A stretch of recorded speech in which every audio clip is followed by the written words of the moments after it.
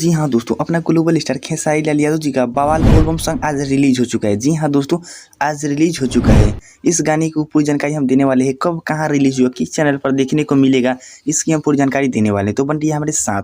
तो जी हाँ दोस्तों, बवाल एल्बम सॉन्ग का नाम है भक्ति के फील। जी हाँ दोस्तों, सैया जी सफर करी दर्द के ना घर करी, इसी गाने के ऊपर बनाया गया है भक्ति के फील दी। दोस्तों ये सॉन्ग इंडिया का नंबर 1 चैनल टी सीरीज के यूट्यूब चैनल पर आप लोग को देखने को मिलेगा, जो कि आज रिलीज हो चुका है 3 बजे शाम को।